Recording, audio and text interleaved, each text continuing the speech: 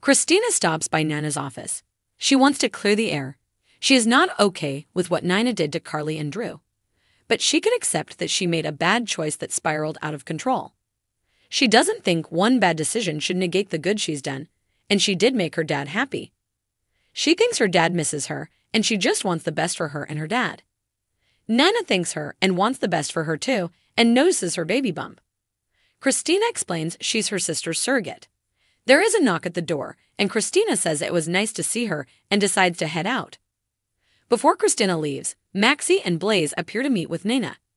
Nina recalls Blaze from Puerto Rico and says she probably remembers Christina.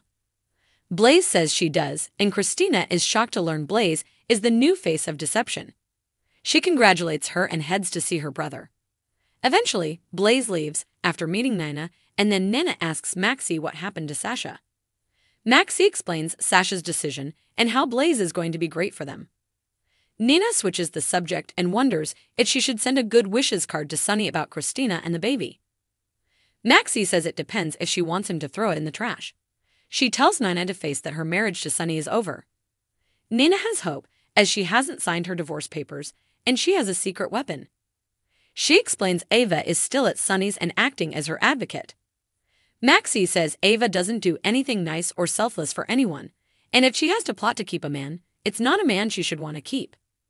Maxie admits she didn't like the Nina who let being Sonny's wife take over her life, and she misses the old Nina. Sasha shows up ready to help Cody work in the Quartermain stables. She's hoping that by helping him out that inspiration may strike her as to whatever her new purpose is. She helps Cody shovel out the stables and talks about how her neighbors growing up had horses and she used to help them with their horses. She asks Cody what he's looking forward to post-deception. Cody says he's doing it right now. They take a coffee break and chit-chat and talk turns to Mac and the secret he's keeping from him. Cody thinks he's better off with the horses, as he's a loner. She doesn't think he's a loner, but there is something aloof about him. He makes some jokes, asking what, like he's a manhandler? She says that would be creepy. He knows she's not ready, and they agree to be friends. She likes how things are, and how easy he is to talk to. Chase walks Dante around the halls of the hospital and back to his room, where Brooke Lynn is waiting. She says he's making great progress. Dante gets into bed, and the topic of Brooke Lynn and Chase's wedding comes up. Chase says they are downsizing the wedding to a small private event. He explains Finn is his best man and asks Dante to be his groomsman. Dante says he'd be honored. Dante changes the subject to Chase's dad. Chase says he's not looking too great and not sharing much about his appointments with them. Brooke Lynn says his dad just wants to be his dad, not his sick dad, and everyone deserves privacy at times. Sam shows up and learns Dante is going to be a groomsman at the wedding. She says they need to get him fixed up and ready in that case. Chase and Brooke Lynn head out, and Sam checks her phone. She reveals she's asked the school to let her know if Danny ditches classes. She knows he's been making bad decisions lately and fills him in on what happened to Jason and how she has never felt so betrayed. She doesn't know if she can't trust Jason or if she's just seeing him for who he is for the first time. Christina arrives to see her brother, followed by Stella, who asks Dan how he'd like to go home today. When Christina gets a moment with Dante alone, she asks him to spend time with Dad as he's blaming himself for what happened. She then changes the subject to Ava living there, which feels weird.